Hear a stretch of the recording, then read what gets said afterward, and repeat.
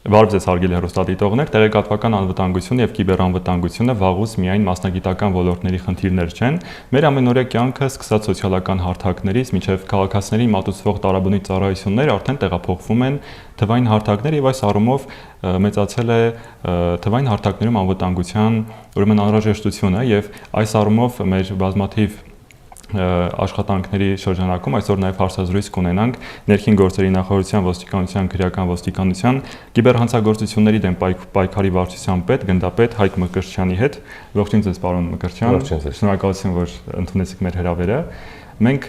ինչպես արդեն գիտենք, թվային հարթակներում անվտանգությունը դարձել է կենսական խնդիր մեր քաղաքացիների ամենօրյա կյանքի մարտահրավերներից է։ Ձեր կարծիքով ապատեղեկատվության եւ կիբերանվտանգության ոլորտները հաճախ տեսնում ենք այսպես մասնատվում են, տարանջատվում են, բայց դրանք հաճախ նաեւ մեկ միասնական հարթակում են հանդես գալիս։ Ինչ եք կարծում այս ոլորտները, այս կիբերանվտանգությունն, ապատեղեկատվությունը որտեղ են հատվում եւ ինչպես պետք է տարբերակենք դրանց ուրեմն տարբերությունները։ Շնորհակալություն հարցի համար, իրականում շատ կարևոր հարցադրում է եւ կարևոր խնդիր է հենց դրա տարանջատումը, հասկանալ թե որտեղ են հատվում ապատեղեկատվությունը եւ կիբերանվտանգությունը։ Մի քանի տարի առաջ կամ տասնյակ տարիներ առաջ ապատեղեկատվությունը եւ կիբերանվտանգությունը լրիվ տարբեր ոլորտներ էին, այսպես ասած, մեկը թիրախավորում էր մարդու ընկալումները, այսինքն նրա մտածողությունը, երևույթների նկատմամբ խեղաթյուրում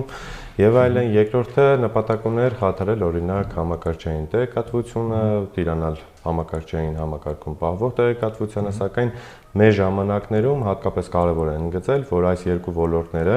էապես փոխկապակցված են միմյանց հետ եւ առանց մեկը մյուսի հնարավոր չէ պատկերացնել։ Ճգնաժամային իրավիճակներում մասնավորապես պետության նկատմամբ անվստահություն սերմանելու, բնակչության շրջանում խուճ առաջացնելը շատ դեպքերում ուղիղ կերպով դրսևորվում է հենց կիբերանվտանգության դեմ ուղղված քայլերով եւ ապատեղեկատվության տարածելով, այսինքն այս երկու ուղղությունները սերտ փոխկապակցված են։ Պարզ օրինակ բերեմ, ենթադրենք իրավիճակ կոտրում են լրատվական կայքերը, այսինքն դա արդեն կիբերանվտանգության խնդիր է եւ կոտրում են լրատվական կայքերը, այդ լրատվական կայքերում տեղադրում են այնպիսի հրապարակումներ, որոնք որ իրականությանը չեն համապատասխանում։ Այստեղ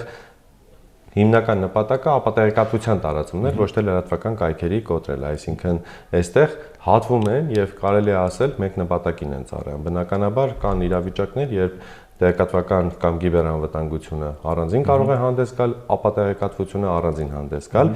երբ չեն օգտագործվում համակարգչային տեխնիկա։ Այո, հիմա մի քիչ ավելի մասնավորեցնենք անդրադառնալով Հայաստանի տեղեկատվական միջավայրին, ինչ միտումներ կան, ինչ առաջնահերթություններ կան այս տեղեկատվական միջավայրի դիմակայունության ապահովման համար եւ հիմնականում մեր երկրում անվտանգային տեղեկատվական անվտանգության ռիսկերը որոնք են, որ այսօր անհանգստացնում են եւ պետական մարմիններին եւ մեզ հասարակ քաղաքացիներից։ Խոսելով տեղեկատվական անվտանգության մասին, թերևս որպես իրավապահ մարմին, առաջնային խնդիրներից մեր համար հենց հանցագործությունների կանխարգելումն ու բացահայտումն է, հենց համակարգչային հանցագործությունների մասով տվյալ դեպքում, քանի որ օրեցօր հենց համակարգչային հանցագործությունները շատանում են եւ դա նորմալ է, որ այդ հանցագործությունները շատանում են, քանի որ համակարգչային տեխնիկան մեր առօրյայի անբաժան մասն է կազմում։ Օրինակ մի քանի տարի առաջ շատերը կոմունալ վճարումներ իրականացնում էին արձեռն եղանակով, իսկ հիմա համակարգչային տեխնիկայի զարգացումը հնարավորություն է ընձեռել, որ օրինակ կոմունալ վճարումները, վարկերի վճարումները իրականացնեն առանց տանից դուրս գալու։ Բնականաբար սա չէր կարող վրիպել հանցագործների աչքից եւ հանցագործները իրենց ավանդական հանցագործության եղանակներից անցում են կատարել դեպի կիբերտիրույթ եւ հենց կիբերտիրույթի օգտագործումով են փորձում իրենց հանցավոր եկամուտները ապահովել։ Բնականաբար երբ հանցագործների, այսպես ասած, ներհոսք է լինում դեպի համացանց, դա լուրջ խնդիր է ստեղծում հասարակության շրջանում, քանի որ հենց թիրախները հիմնականում մեր քաղաքացիներն են, այսինքն այն հասարակ մարդիկ են, ովքեր որ չունեն բավարար մակարդակի պատկերացումներ, թե ինչ վտանգներ նրանց կարող են սպառնալ համացանցում։ Կարևոր մարտահրավերներից է բնակչության շրջանում տեղեկատվական գիտելիքների, կիբերհիգիենայի տարական կանոնների ծանոթացնելը եւ այդ մակարդակի այդ գիտելիքների մակարդակի բարձրացումը, քանի որ միայն այսպես ասած լրատվական միջոցներով եւ իրապահ ուժերի մարմինների ուժերի հնարավորություններով հնարավոր չէ արդյունավետ պայքար մղել նմանատիպ երևույթների եւ տեղեկատվական անվտանգության սպառնալիքների դեմ, քանի որ քաղաքացիները եւս պետք է կրթվեն, այսպես ասած, այս ոլորտի մասով, այսինքն երբ որևէ եղանակով նրանց մատուցվում է այս կամ այն հանցագործության վերաբերյալ տեղեկատվություն, ապա տեղեկատվության վերաբերյալ տեղեկատվություն, որ սա ապա տեղեկատվություն է, ապա մեր քաղաքացիները հատկապես հենց այդ հրապարակումներին պետք է ուշադրություն դարձնեն, դա նրանց հնարավորություն կտա էլ ավելի պաշտպանված լինել համացանցում։ Տեսեք, մի այսպիսի օրինակի վրա զրուցենք,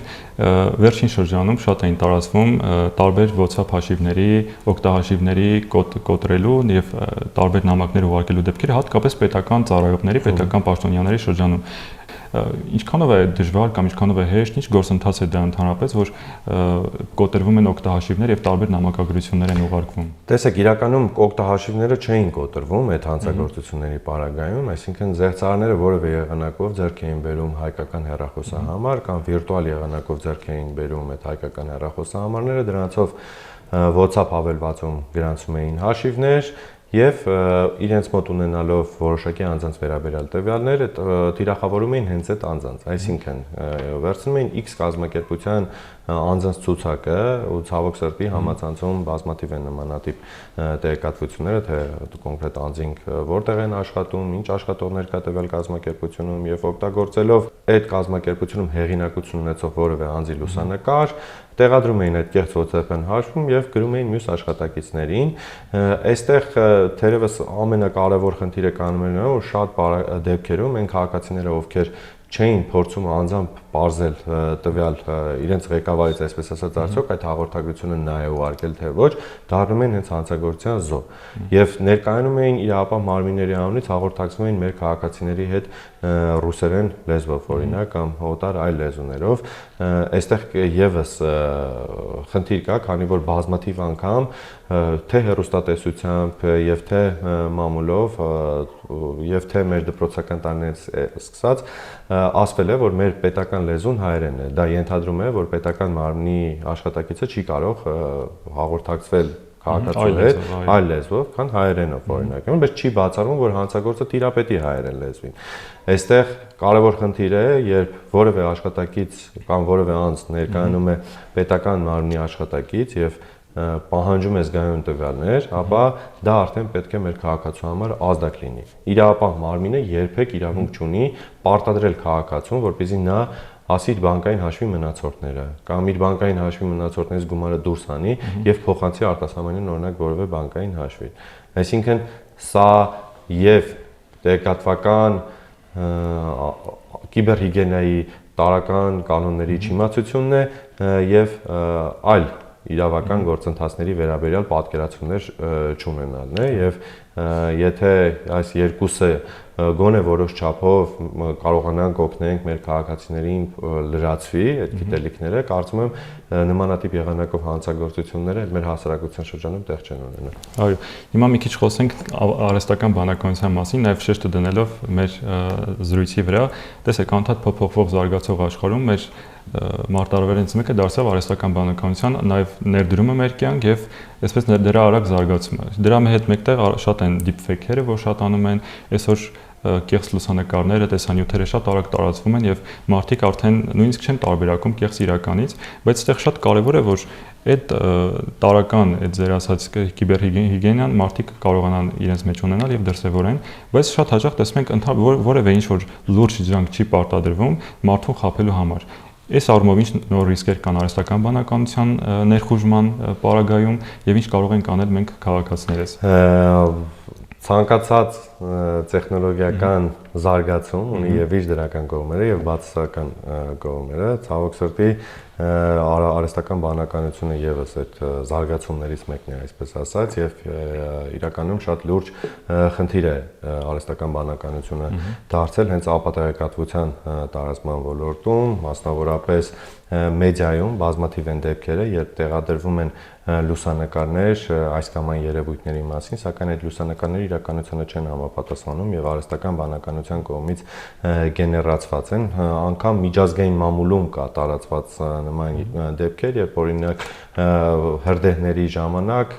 աշխարհահռչակ լրատվականները հրապարակել էին լուսանկար, որը որ ստեղծված էր արհեստական բանականության կողմից, այսինքն այն հիգիենայի կանոնները չպահպանելով չէին ստուգել տեղեկատվությունը եւ հրապարակել էին այդ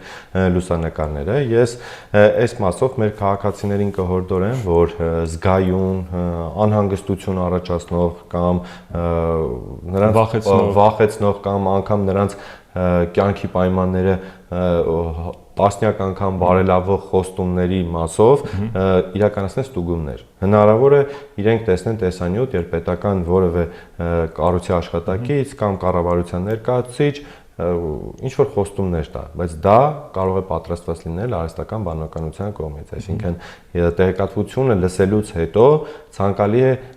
ճշտել այդ տեղեկատվությանը համապատասխանում է իրականությանը, թե ոչ։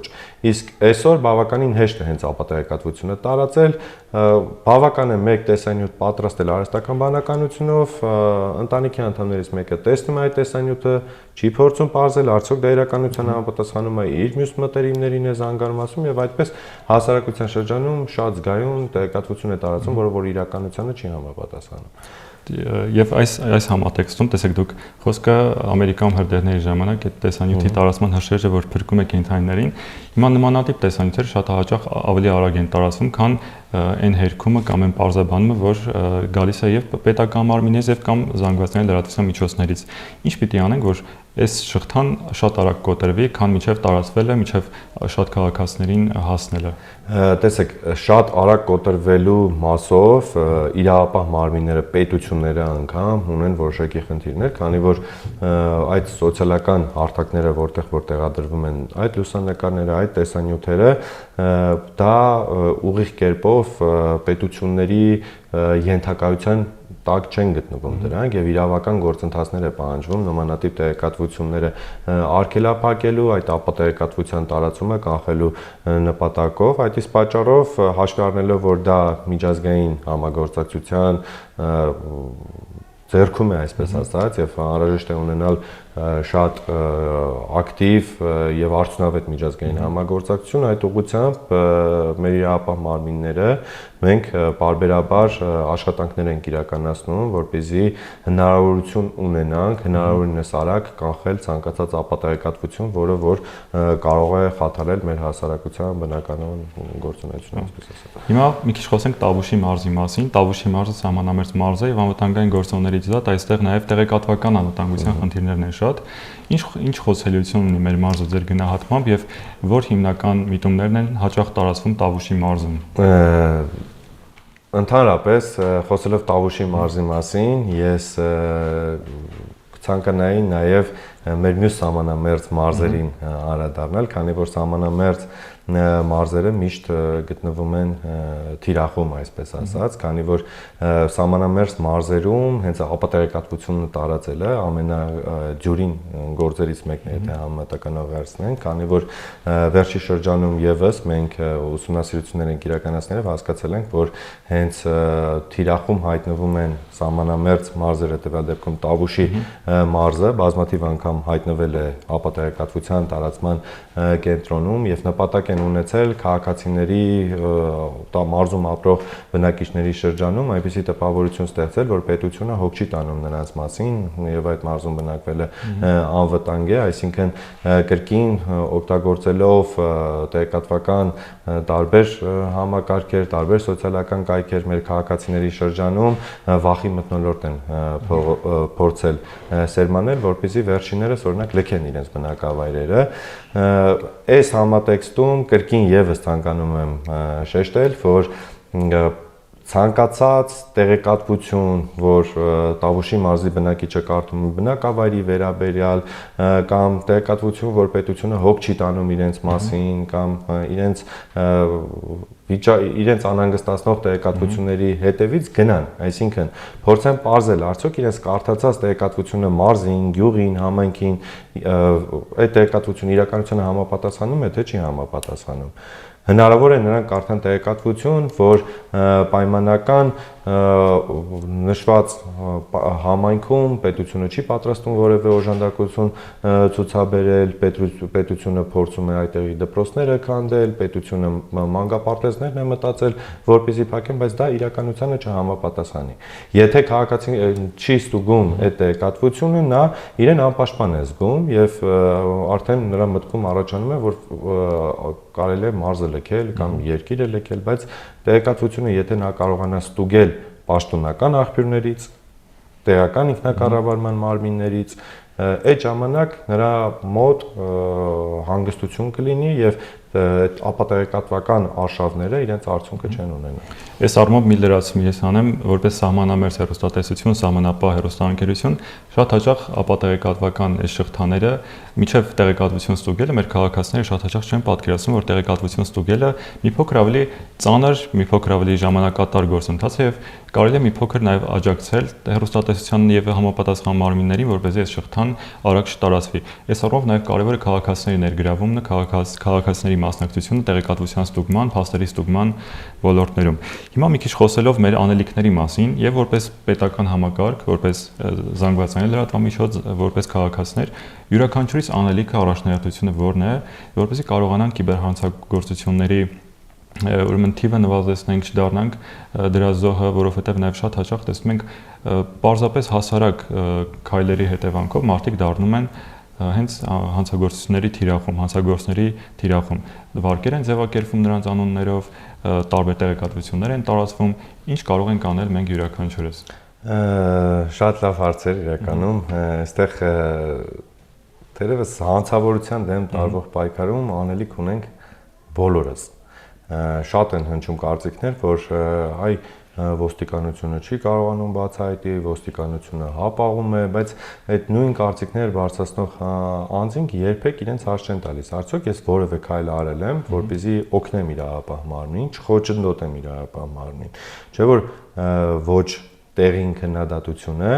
խոչընդոտել է իրավապահ մարմնին, ինչ առումով, որ այն աշխատակիցը, որը որ իրականում աշխատանք է տանում, ինքը կարա դեմոտիվացվի, տեսնելով, որ իր աշխատանքը որևէ, օրինակ, լրատվական ծառայություն փորձում է ցածրացնել, խեղաթյուրել իրականությանը։ Բնականաբար, երբ խոսքը գնում է հենց կիբերհանցագործությունների մասով, այստեղ տեղեկատվական արշավները շատ կարևոր նշանակություն են կանխարգելման առումով, եւ այդ նպատակով մենք հենց օրինակ Telegram-յան հարթակում ստեղծեցինք կիբերոստիկանության ալիքը, որի միջոցով փորձում ենք մեր քաղաքացիներին տեղեկացնել մեր հանրապետությունում տարածում ունեցող այս կամ այն երևույթների մասին, կիբերհանցագործությունների մասին, որպեսզի հնարավորինս մեր քաղաքացիները զերծ մնան այդ հանցագործություններից, եւ լրատվականների մասով կարող եմ ասել, որ լրատվականներն էլ կամ բազմաթիվ լրատվական կայքեր, լրատվական ծառայություններ, որոնք որ իրենց ավանն են ունենում կիբերհանցագործությունների կանխարգելման հարցով, նույն օրինակ ձեր հեռուստաընկերության մասով նման ֆորմատի հաղորդում կազմակերպելը եւս կանխարգելման որևէ քայլ է եւ որևէ օժանդակություն է թե մեր հասարակությանը, թե իրավապահ մարմիններին, որպեսզի բարձրացվեն այն խնդիրները, որոնք որ ունեն լուծման կարիք կամ օրինակ հանրությունը, քաղաքացիները տեղյակ լինեն այս կամ այն հանցատեսակի մասին։ Իսկ մեր քաղաքացիները պետք է ուշադրություն դարձնեն հրապարակումներին, այսինքն ցավոք սրտի շատ են լինում դեպքերը, երբ քաղաքացիները անգամ չեն ցանկանում լսել, թե ինչի մասին է խոսքը, եւ մինչև չեն դառնում հանցագործության զոհ, չեն սկսում հետաքրքրվել այդ ոլորտի տարածում ունեցող հանցատեսակներով, խնդիրներով, այսինքն հասարակություն, իրավապահ մարմիններ, լրատվական կայքեր, այդ փոխգործակցությունը պետք է լինի շղթայական։ Իրավապահ մարմինը բացահայտի խնդիրը, տարածում ունեցող հանցատեսակները, լրատվական կայքերը օգնեն դրանք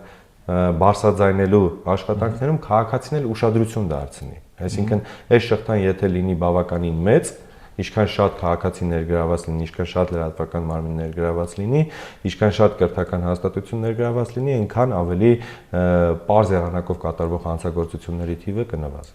Մեդիագրագիտության տարածման այսպես նպատակը դա մեր աշխատանքային գործունեության կարևոր ուղղություններից մեկն է եւ այս առումով մեր քաղաքացիներին կարող եմ Առաջից օգտվելով եւս մեկ անգամ հրավիրել Տավուշ մեդիայի կայք, որտեղ կարող են մեդիագրագիտության շտեմարանում ծանոթանալ այն տարրական կանոններին, կարդալ գրքեր, համապատասխան ֆիլմեր, տեսանյութեր դիտել եւ լինել մեդիագրագետ քաղաքացիներ, այնպես որ ելի քաղաքացիներ հենց հիմա կարող եք մտնել եւ ուսումնասիրել այդ նյութերը եւ պարոն Մկրտչյան ամփոփելով մեր զրույցը, ինչ հիմնական այսպես ուշադրություն գրավող եւ կիբերհանցագործությունների ալիք կա իսպայն հանրապետությունում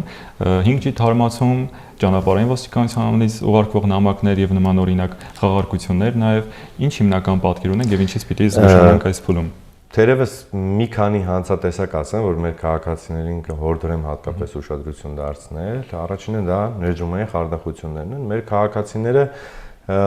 հենց սոցիալական կայքերի միջոցով տարբեր հաղորդագրություններ են կարդում, որ նրանց առաջարկում են 200, 300, 400%-ով եկամտաբերություն։ Այդ արդեն մեր քաղաքացիները պետք է հասկանան, որ ազդակ է։ Չի կարող այնպես լինել, որ քաղաքացին ոչինչ չանի ու եկամուտ ունենա, այսինքն նմանատիպ հայտարարությունները պետք է մերժել, ուշադրություն չդարձնել։ Այսինքն քաղաքացին պետք է իրեն հարցնի, ինչի համար եմ ես գումարը տալիս եւ ինչի համար նրանք ինձ պետք է հավերյալ գումար տան դրա դիմաց։ Այսինքն միայն գումար տալով նա չի կարող իր պայմանական 100,000 դրամը մեկ շաբաթվա ընթացքում դարձնի 600,000 դրամ։ Երկրորդ կարևոր բանը հենց այդ 5G ցանցի թարմացումն է, որը որ ցավոք սրտի շարունակում է տեղ գտնել մեր հասարակության շրջանում, հիմնականում առավել տարեց քաղաքացիների